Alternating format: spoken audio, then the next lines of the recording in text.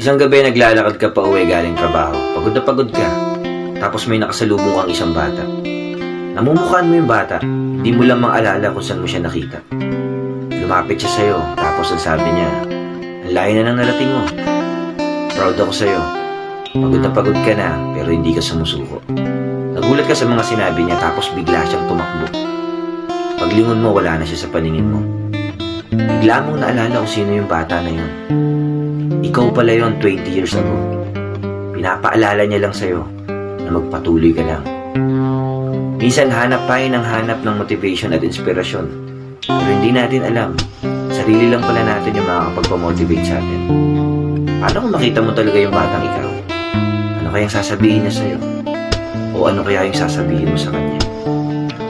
Maging proud kaya kayo sa isa't isa?